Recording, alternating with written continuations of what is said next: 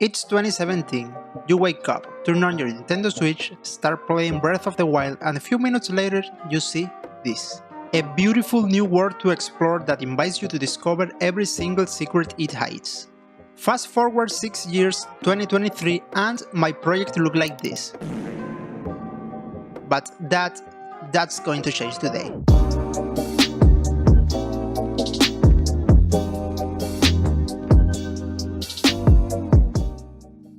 Returning to these beautiful views in Breath of the Wild, we can see some elements that are essential to create a landscape.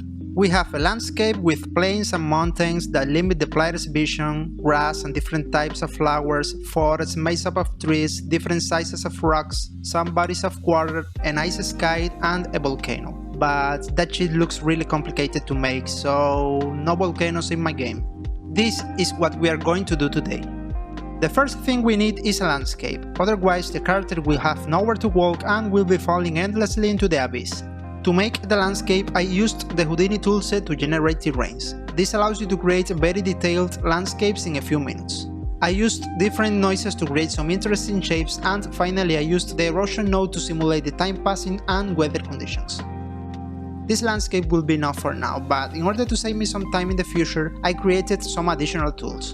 One to add or subtract parts of the terrain taking any shape as a reference, another one to smooth the terrain where the roads pass, and a last one to modify the terrain where the rivers flow, taking into account the height of the terrain and sculpting it in such a way that the rivers never flow upward. But this landscape looks very boring with these gray textures, so I added some colors, green to represent the grass and gray to represent the slopes. For this, I didn't paint the terrain manually. What I did was to create a material that changes texture automatically according to the slope of the terrain, so the textures can change no matter how the landscape changes in the future.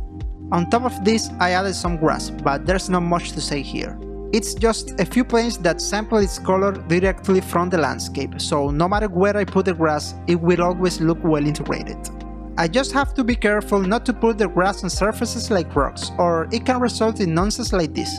It looks better, but now it looks very empty. Let's add some trees.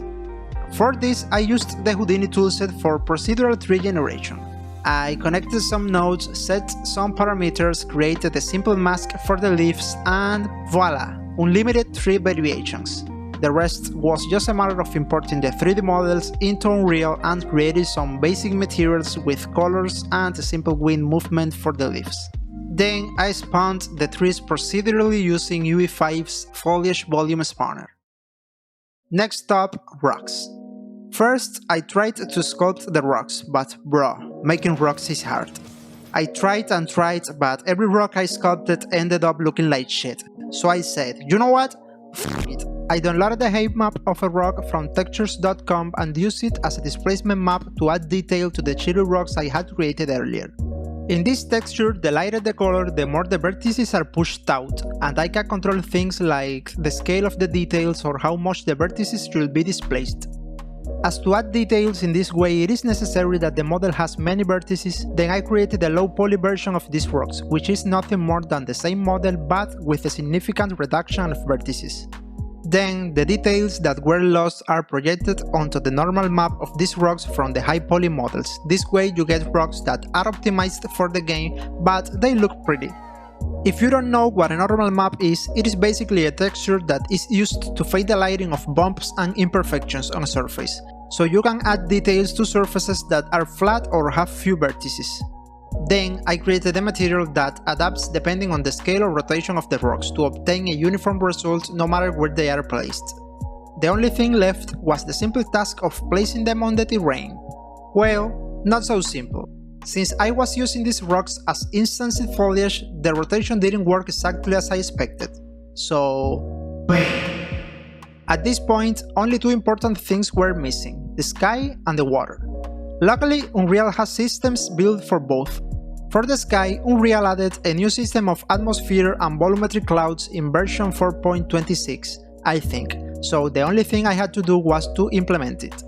After studying a bit how the material worked to display the clouds, it turns out that it is not very complicated to do. Basically, to create the clouds, Unreal uses two textures that determine the shape of the clouds.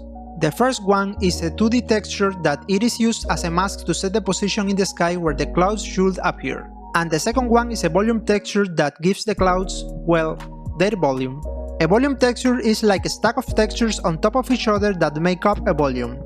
After trying a few textures, I found a combination that looked stylish and fluffy enough, light movement included. In the same way, I studied how the water system worked in Unreal, and I must say that it has very cool features. Using the water system, you can place different types of water bodies such as oceans, rivers, and lakes, and Unreal automatically takes care of mixing between these bodies so you don't notice the blend between them. The only thing I didn't really like was how the water looked, so after doing some research, I found this great GDC talk by 𝗦𝗢𝗖𝗜𝗥𝗧 on how they created the water in Rime, which I used as a reference to create my own shader. I followed the most important aspects of it, and I created a simple water material with waves, refraction, foam, and some sparks. And with that, everything was finished, and though I liked the way it looked, I still felt it was empty, soulless. It was missing something. It was missing details.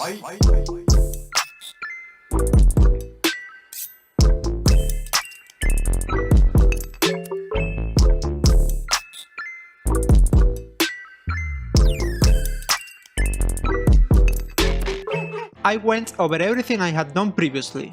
I remade the grass and made new types of foliage. I made more small and medium-sized rocks to populate the scene, I remade the trees, I improved the landscape materials and added new ones, I made medium-sized bushes, I added some fog, in short, the same as before but now 2.0. And this is the final result.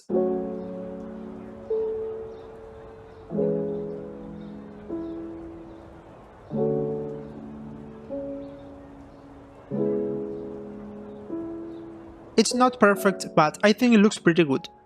2 points I must clarify. 1. This is not the final map of the game, it's just a proof of concept of how the visual style is going to be. I already have all the tools created, so in the future I will only focus on level design. And 2. In case you were wondering, no, this is not the character for the game, this is the default character that comes with Unreal. I will be working on the character in the next devlog. So what do you think? Do you like this art style? If you have something in mind, leave a comment. I'll be checking for ideas to help me improve this. By the way, before I go, if you want to have more regular updates on how the development is going, you can follow me on Twitter. I often tweet small updates on the progress I'm making.